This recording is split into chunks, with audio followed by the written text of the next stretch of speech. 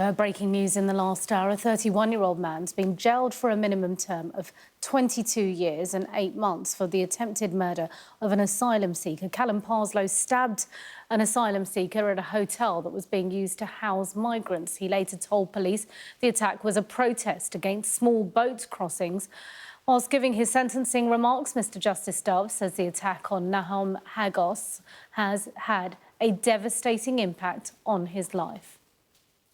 Mr Hagos continues to suffer pain and loss of function in his left hand, describing an inability to lift objects, bend his fingers or carry out many day-to-day activities such as showering or dressing himself, cycling or going to the gym.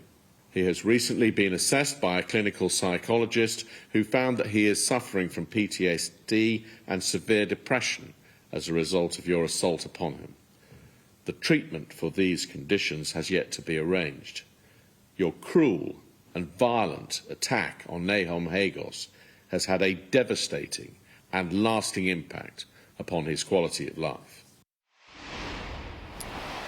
And Sky correspondent Alice Porter was inside that courtroom during the sentencing at Woolwich Crown Court. She joins me live now, as you can see. And Alice, some extraordinary details as well about Callum Parslow, including tattoos of Adolf Hitler's signature.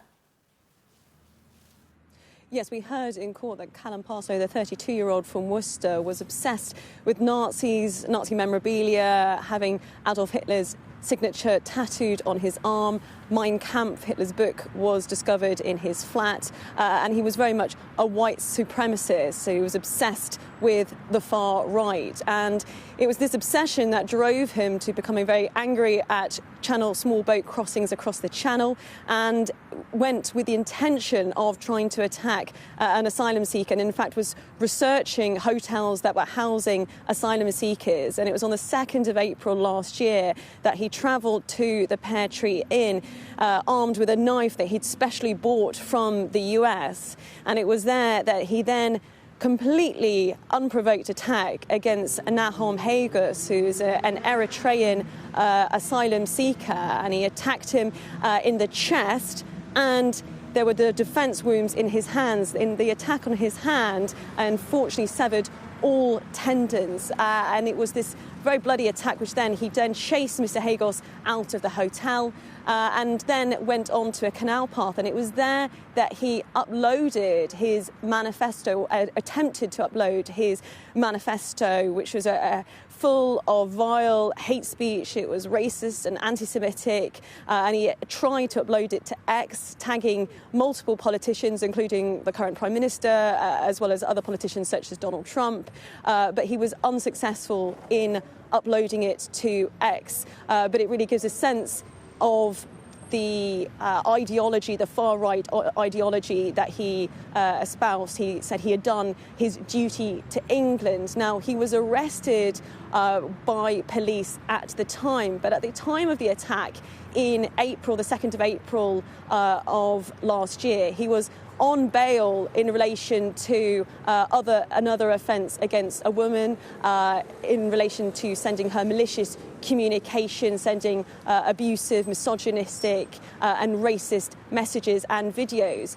And that is not the first time that Callum Parslow had done this. Back in 2018, he was convicted of sending similar messages, abusive messages on social media platforms such as Facebook, and sending them to 13 women. And these were racist, abusive, misogynistic messages in which he described wanting to rape, torture and murder these women. Obviously had a huge impact on those women. Now, he was convicted of those offences back in 2018, and today at Woolwich Crown Court he's been convicted of attempted murder of Nahom Hagos, who we heard his victim impact statement in court today, and he really described the lasting impact that this attack has had on him physically as well as emotionally. In terms of the physical side of it, he is unable to do many day-to-day activities with his left hand, such as washing himself, and he's unable to do the job he wants to do, which is in construction. depression. And you really got a sense of how his life has been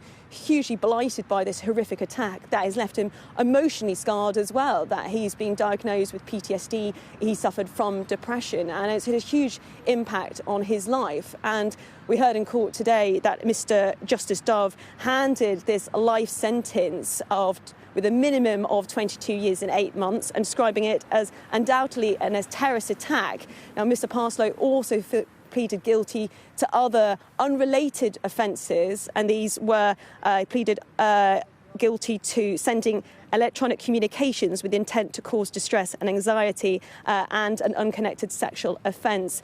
So he was sentenced today with that life sentence with a minimum term of 22 years and 8 months.